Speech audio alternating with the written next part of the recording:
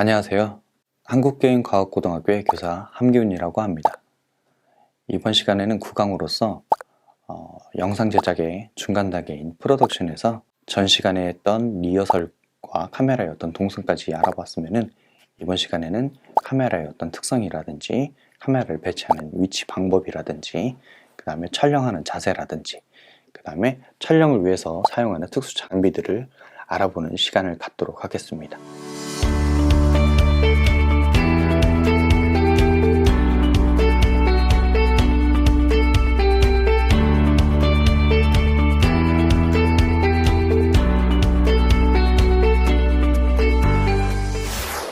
카메라의 특성은 사람의 눈과 비슷한 구조를 가지고 있는 것이 특징입니다.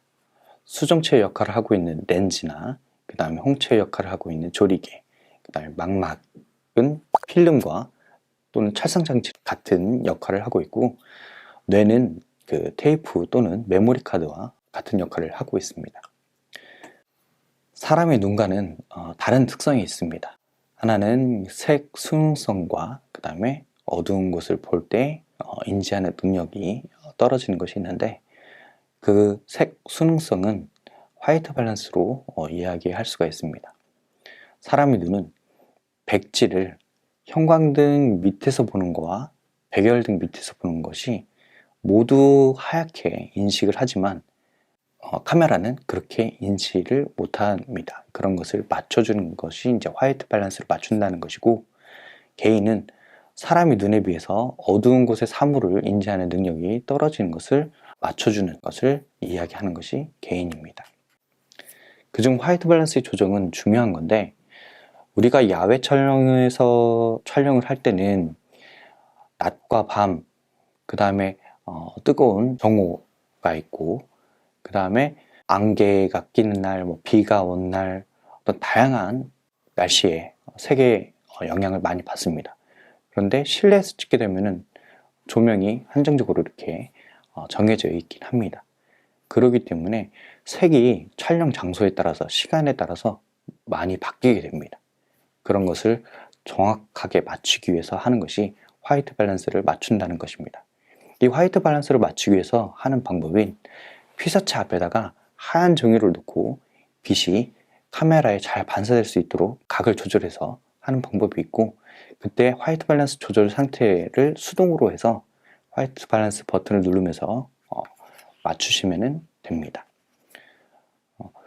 그러니까 야외에서 찍을 때도 화이트 밸런스를 맞추기 위해서 하얀색 종이를 쓰기도 하는데, 요즘은 이제 화이트 밸런스를 맞추기 위해서 하얀색 종이를 쓴다기보다는 노출계를 이용해서 하는 방법도 있고 다양한 방법들이 있는데, 예전에서는 흰색 종이를 가지고 맞췄던 그런 사례도 있습니다. 이미지 러너 방법이 있는데, 그 카메라 위치에 대한 이야기입니다. 180도 법칙이라고 해서 인물과 배경, 그 다음에 인물과 인물과 사물과의 가상의 선을 만들어 놓고, 첫 번째 샷이 촬영된 카메라 위치 기준으로 해서 다음 샷이 촬영된 카메라 위치가 가상의 선을 넘어서는 안 된다는 법칙이 있습니다.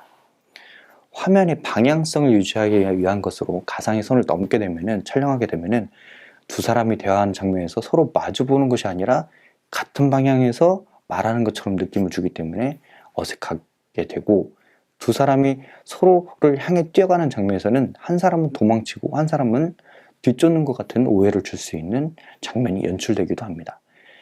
가상의 선을 결정하는 요소는 인물의 어떤 시선이라든지, 그 다음에 피사체의 동선, 그 다음에 화면 안에서의 등장과 퇴장에 연결되어 있는 어떤 선에서 가상의 선을 만들어 놓고 촬영을 하게 됩니다. 그리고 30도의 법칙이 있습니다. 시청자들이 화면이 튄다는 느낌을 받지 않도록 하기 위해서 카메라의 포지션을 다양화해서 해야 한다는 규칙을 이야기하는 겁니다. 하나의 컷을 찍고 나서 30도를 벗어나지 않은 위치에서 다음 컷을 찍게 되면 점프 컷이 발생하게 됩니다.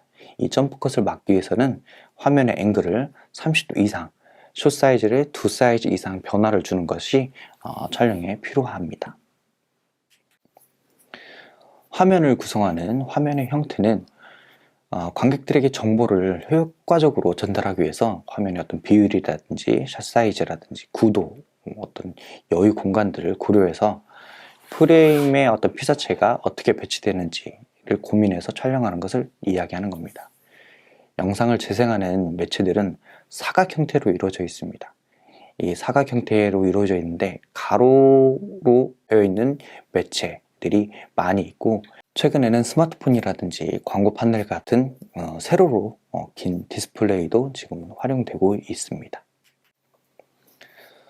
화면의 구성에서 그 피사체를 배치할 때 화면 중앙에 배치하는 방법이 있습니다.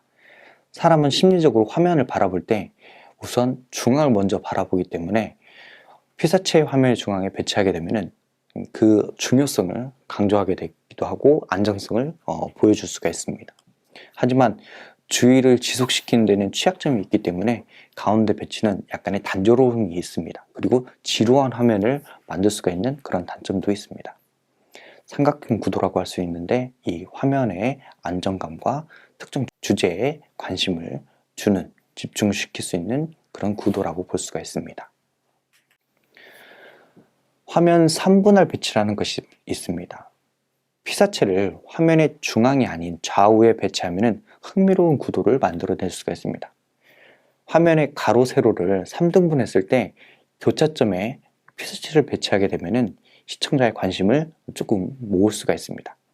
특히 화면에 인물을 배치할 때 인물의 미간을 화면 상단에 교차점에 배치하게 되면 자연스러운 관심을 유도할 수가 있고, 이런 그 구도를 황금 분할 구도라고도 합니다. 고대 그리스 때부터 화가들이 사용했던 기술이기도 하고, 프레임 모서리부터 8분의 5 지점되는 위치를 이야기하기도 합니다. 대각선 구도가 있습니다. 수평선이나 수직선보다 생기 있고 흥미롭게 어떤 연출을 할 때 사용하는 구도이고, 힘이라든지 어떤 활동적인 것을 보여줄 때 사용하는 구도입니다. 그래서 어떤 변화를, 동작의 변화를 보여주는 구도라고 보시면 됩니다. 그다음에 곡선 구도가 있는데, 이 곡선 구도는 온화하고 고요하고 부드러운 느낌을 주는 그런 구도라고 보시면 됩니다. 낭만적이고 자연스러운 분위기가 연출되기 때문에 오프닝이라든지 그 전체적인 풀샷을 보여줄 때 많이 사용되기도 하고, 어떤 서정적인 느낌을 줄 때 사용되는 구도라고 보시면 됩니다. 화면을 구성할 때 여유 공간을 확보해야 하는데, 이거는 인물 피사체에 대한 것을 이야기하는 겁니다. 인물을 촬영을 할 때는 헤드룸이 어느 정도 필요합니다. 인물의 머리 상단 부분에서부터 프레임 상단 사이의 공간을 이야기하는 건데, 한 컷 한 컷 촬영하는 크기마다 화면상의 변화가 가져오지 않는 것이 중요합니다. 인물이 천장에 붙어 있는 것처럼 답답한 느낌을 줄 수도 있고, 이 헤드룸이 많게 되면 인물이 아래로 처진 듯한 느낌을 주기 때문에 적절한 헤드룸을 확보하는 것이 중요합니다. 화면을 구성할 때 루킹룸이 필요한데, 인물이 정면을 바라보지 않고 측면으로 바라볼 때 찍는 샷 중에서 시선이 향하는 방향을 확보하는 것입니다. 그 공간을 확보하는 것입니다. 코의 방향으로 공간을 확보한다고 해서 노즈룸이라고도 용어를 쓰기도 하는데, 이런 루킹룸이 없으면 인물이 답답하고 그 다음에 갇혀있는 느낌을 줄 수가 있습니다. 뭔가 뒤에 뭔가 있을 것 같은 느낌을 줄 수 있는 것이 어떤 의도에 따라서 그런 것들을 줄 수도 있긴 하겠지만, 일반적으로 인물을 촬영할 때는 앞을 보는 루킹룸을 어느 정도 확보하는 것이 좋습니다.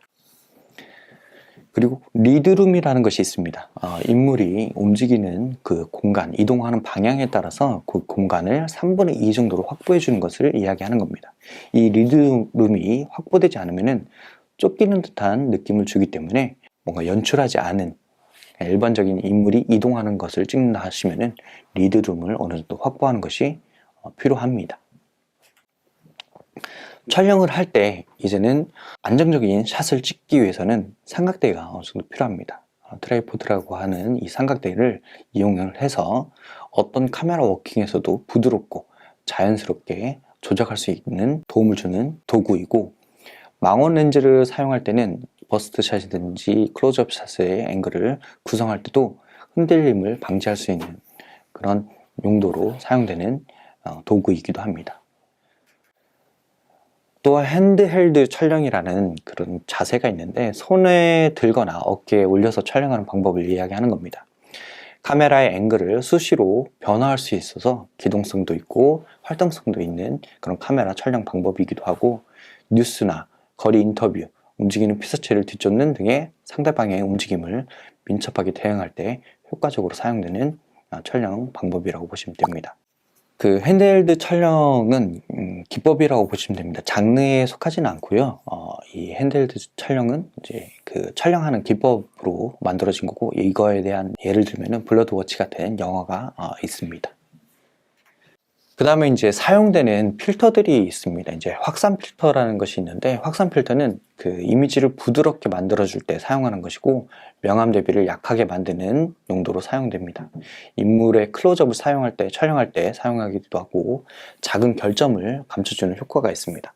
이거를 할 때는 뭐 실크나 나일론 스타킹을 렌즈에 씌워서 할 때도 있고, 투명 비닐랩을 이용해서 바세린을 발라갖고 만들 수도 있습니다. ND 필터라는 것이 있는데, ND 필터는 그 색의 변화 없이 렌즈에 들어오는 광량을 줄여주는 그런 기능을 가지고 있는 것이 ND 필터라고 보시면 됩니다. 햇빛이 강한 눈밭이라든지 바닷가 장면 같은 극단적인 밝은 상황에서 과도한 노출을 줄일 때 사용하는 필터입니다. 색온도 변환 필터라는 것이 있습니다. 색온도 변환 필터는 빛 스펙트럼의 파란색과 오렌지색 범위에서 작용하는 건데, 파란색은 색온도를 높게 해서 화면의 색조가 전반적으로 차갑게 보이게 할 때, 그리고 오렌지색은 색온도를 낮게 해서 색조가 좀 따뜻하게 표현할 때 사용되는 그런 필터라고 보시면 되고요. 편광 필터라는 것이 있습니다. 자연광은 빛이 반사되는, 난반사되는 그런 성질을 가지고 있는데, 빛이 진행하는 주변 방향으로 진동을 하는데, 편광 필터는 그 진동하는 빛을 한쪽 방향으로만 통과시켜 주는 것입니다. 그래서 일반적으로 유리에 반사된 빛과 물의 표면에서 반사되는 빛을 제거할 때 사용되는 필터라고 보시면 됩니다. 그 다음에 이제 특수하게 사용되는 그 촬영 장비들이 있는데, 스테빌라이저와 크레인 같은 것이 있습니다. 스테빌라이저 같은 경우에는 영상 미약적으로 표현할 때 사용되기도 하고요. 이 카메라 스테빌라이저는 카메라의 흔들림을 최소화하여 안정적인 화면을 얻을 수 있는 것이 주 목적이지만, 자유롭게 이동할 수 있어서 영상의 어떤 미학적으로도 훌륭한 영상을 얻을 때 사용하기도 합니다. 시점의 변화, 그 다음에 화면의 몰입감 같은 걸 줄 수도 있고요. 그 다음에 인위적인 요소를 배제할 수 있는 그런 장점들이 있습니다. 미국의 카메라맨 1975년에 게리 브라운이 스테디캠을 처음으로 고안을 하였고, 1976년에 영광의 향해라는 영화에서 스테디캠을 이용해서 테이크샷으로 아카데미 촬영상을 수상하기도 하였습니다. 장착형 카메라 스테빌라이저 같은 경우에는 우리 이제 뭐 월드컵이라든지 축구 경기 할 때 보게 되면은 이런 장착형 스테빌라이저로 이제 선수들을 찍는 것을 화면을 한 번 정도 보셨으리라 봅니다. 그래서 사용자 몸에 장착해서 사용하는 스테디캠이 대표적이고, 스테디캠은 베스트 솔리드 암으로 구성이 되어 있습니다. 그 다음에 렌즈 내장형 스테빌라이저가 있습니다. 이제 이 렌즈의 스테빌라이저 기능을 탑재해서 설계한 것이 있는데, 이 과도한 흔들림에는 효과가 적지만 카메라 외부에 별다른 장치를 부착하지 않아서 가볍고 간편한 것은 장점입니다. 렌즈 내부에 내장된 자이로 센서로 카메라의 흔들림을 감지해서 진동의 방향으로 렌즈를 이동시킴으로써 그 진동을 상쇄시켜갖고 흔들림을 방지하는 원리로 만들어진 것입니다. 휴대용 스테빌라이저가 있습니다. 크기가 작은 카메라 핸디캠이라든지 DSLR, 또 액션캠 같은 경우를 대상으로 만들어진 가격이 저렴하고 손수 제작도 만들 수 있는 그런 장비를 이야기하고, 짐벌과 같은 것을 예를 들 수가 있겠습니다. 몸에 거치하지 않고 손으로 들고 사용하기 때문에 흔들림을 완벽히 제거하기는 힘들고 포커스 조절이 불가능하기 때문에 광각 렌즈를 사용해서 사용하는 것이 일반적이기도 합니다. 그 다음에 거치형 스테빌라이저로서 시네세드릴 같은 카메라 흔들림 방지를 완충하는 장치가 있습니다. 이런 것들을 이용해서 차량 등에다가 고정시켜서 촬영하는 방법도 있고, 흔들림을 많이 가지고 있는 어떤 장비에다가 어떤 도구에다가 연결해서 이렇게 촬영할 때 사용하는 도구도 있습니다. 그리고 차량 및 복합형 스테빌라이저가 있는데, 차량 시린을 찍을 때 이런 어떤 복합형 스테빌라이저로서 개인 이동 수단을 합쳐서 이렇게 촬영하는 방법도 있습니다. 어떤 다양한 앵글의 변화와 빠르게 움직이는 피사체를 따라가는 촬영을 할 때 이런 역동적인 화면을 구성할 때 사용되는 장비라고 볼 수가 있습니다. 그 다음에 크레인은 지렛대의 원리를 이용해서 카메라를 운용하는 모든 특수 촬영 장비를 말합니다. 긴 축을 끝으로 카메라를 장착하고 짧은 축에는 무게추를 달아서 밸런스를 유지하면서 이렇게 촬영하는 그런 장비라고 보시면 되고요. 한 장소에서 다양한 시점의 샷이 연출이 가능하고 하이앵글로 씬의 어떤 전체적인 정보를 제공해 줄 수도 있고 빠른 속도감에 연출할 수 있기 때문에 음악 방송이라든지 예능 프로그램에서도 많이 사용되고 있는 장비라고 볼 수가 있습니다. 자, 이번 시간에는 카메라의 어떤 구조라든지 화면의 구도, 그리고 각종 카메라 촬영할 때 필요한 어떤 장비들을 한번 설명드려 보았습니다. 다음 시간에 조명에 대해서 한번 다시 설명드리도록 하겠습니다.